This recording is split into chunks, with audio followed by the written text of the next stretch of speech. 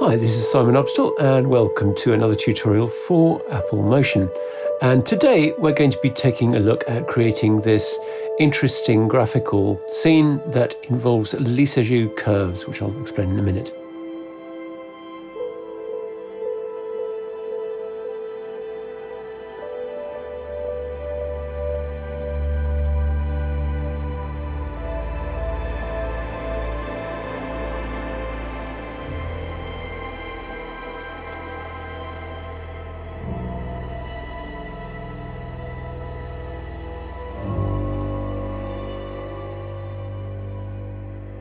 So as you can see, that creates a very pretty effect, but it's really surprisingly easily done.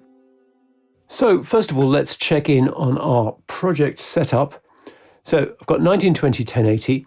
I've gone for a frame rate of 60 frames a second, so that the particles produce a little bit smoother than with a lower frame rate. And I've gone for a duration of 45 seconds.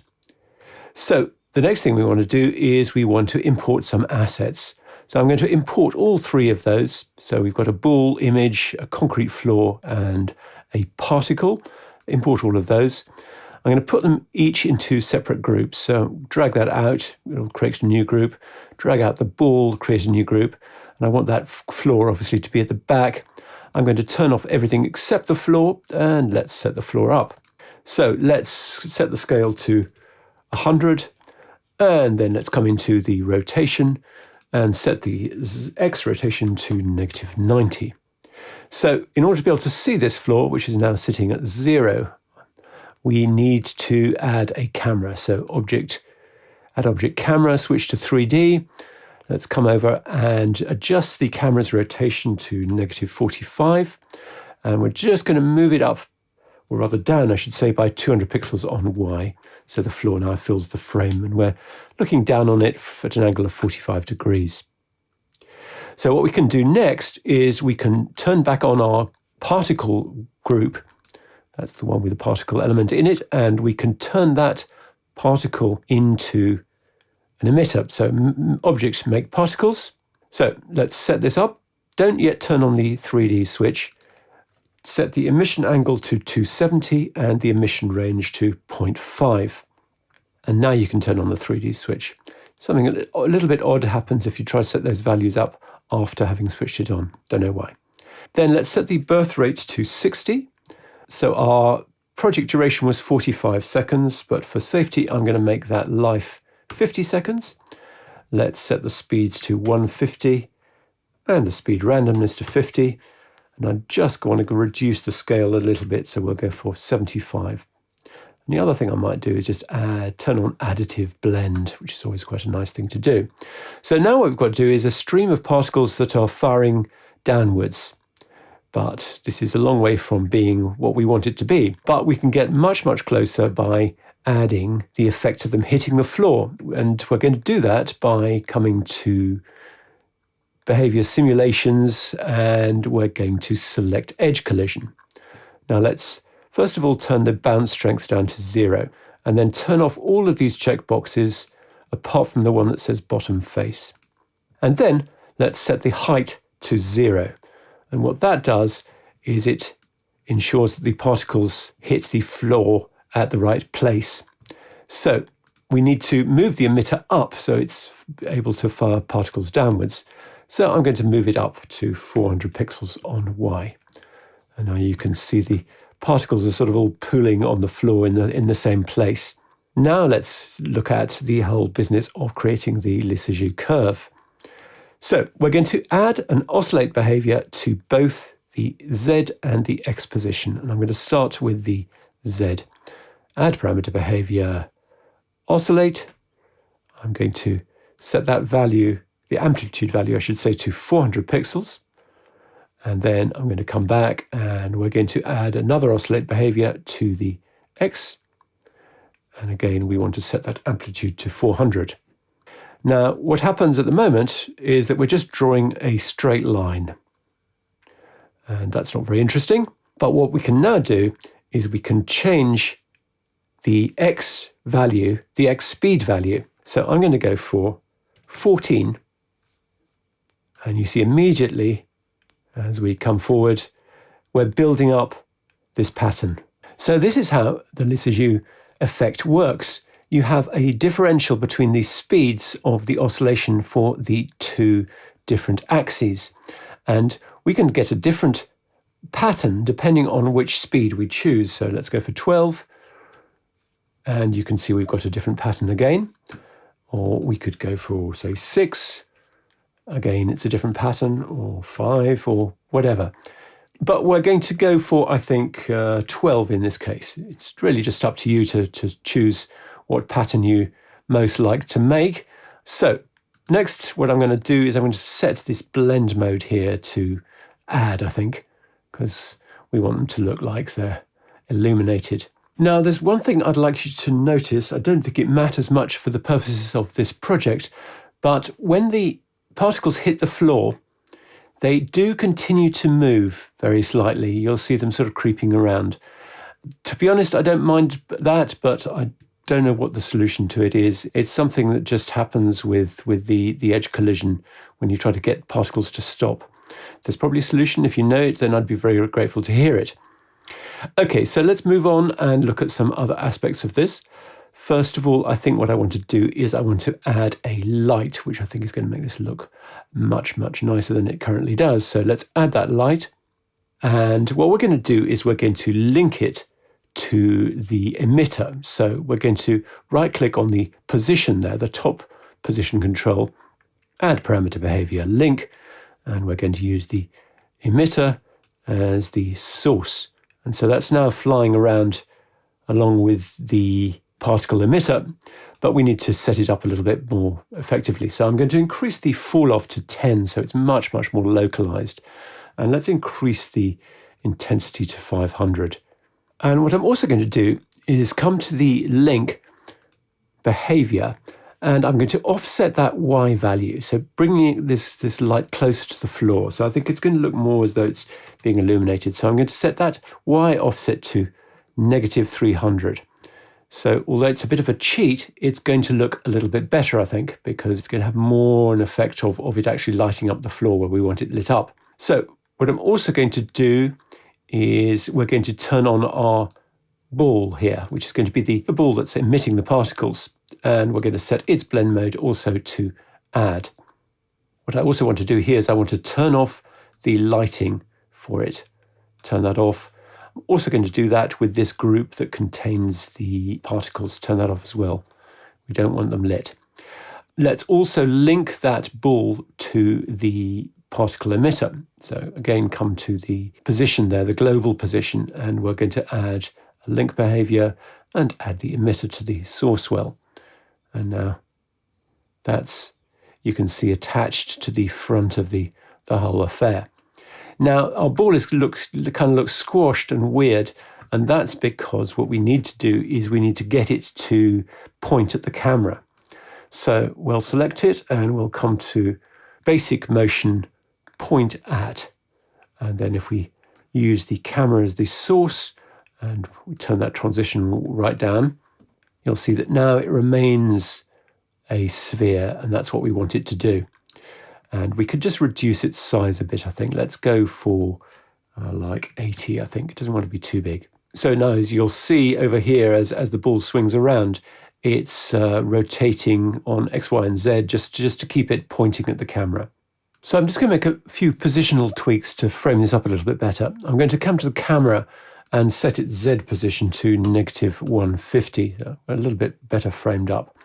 And what I also want to do is just reduce the height of the emitter. And I'm going to come to that Y value and set that to 200. Now, something weird is going to happen, you'll see, which is that the light effectively goes out. And that's because we set up an offset on the light link of -300. So it's now below the floor. So we're just going to set that to -100.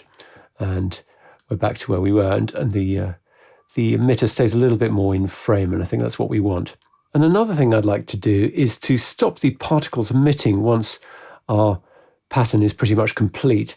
And so that's around about 35 seconds. It's kind of starting to go back over itself.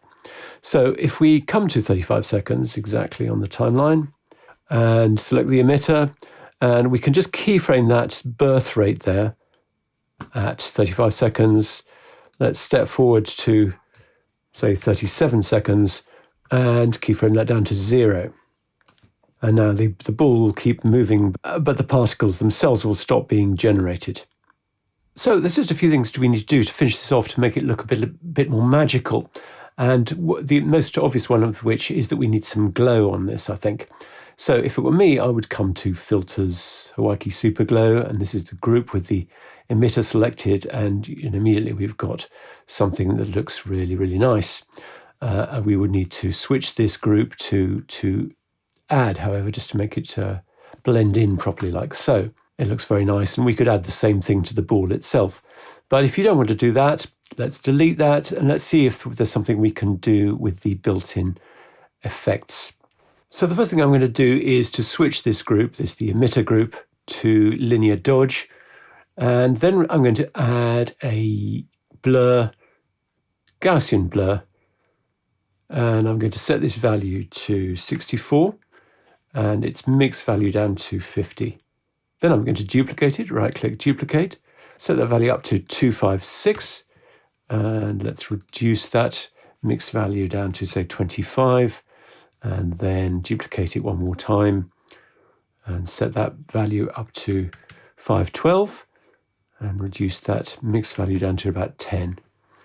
And together that's created quite a nice little instant glow effect. So to compare that with before, that's definitely better with those glows added. So I'm going to copy all of that. So select all three of those, and I'm going to copy them onto the, drag them, I should say, onto the group with the ball in it. So that's that one there. And we need to set this group also to linear dodge. So there we go. We've got a little bit of sort of instant glow happening there. And the other thing I'd like to try is to look at this floor and have it so that the light only illuminates the brighter areas of the texture. And that'll give us a much more realistic look and should be a lot more interesting. So let's duplicate that floor layer. And to that upper layer, I'm going to, well, actually to both of them, I'm going to select both of them and apply color levels.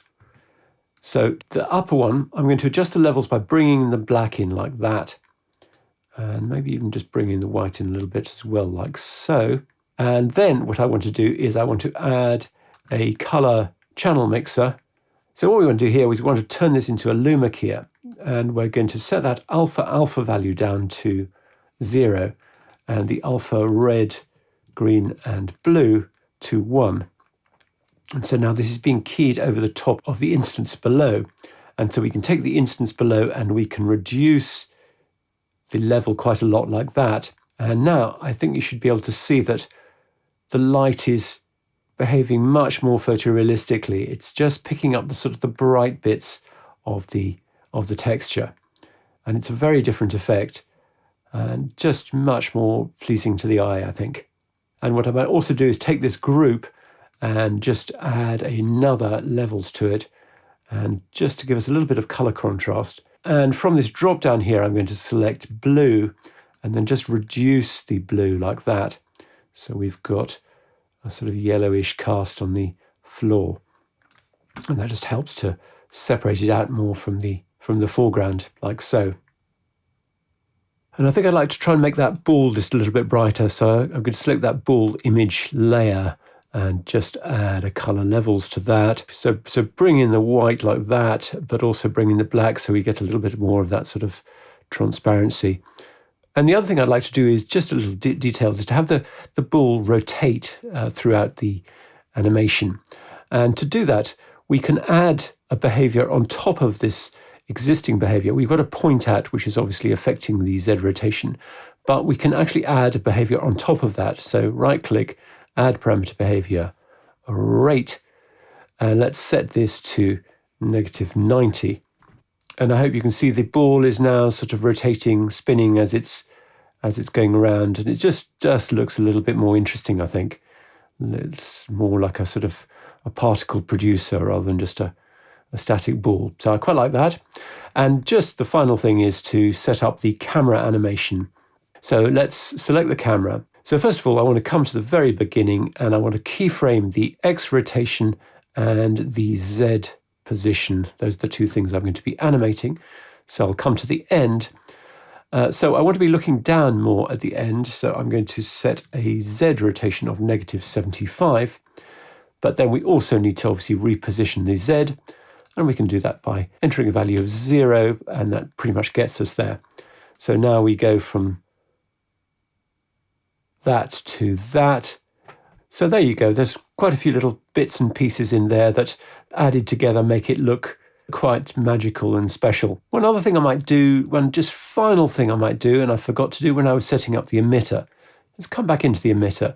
Now all the particles are actually arranged with the same angle, but we could actually come in to the angle randomness of the emitter here and set that to say 360. And now they look much more sort of crystalline, because they're not all lining up.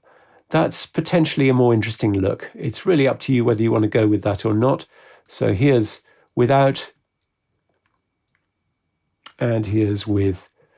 And personally, I think that with just looks a little bit more interesting. It's more unusual on the eye, I think.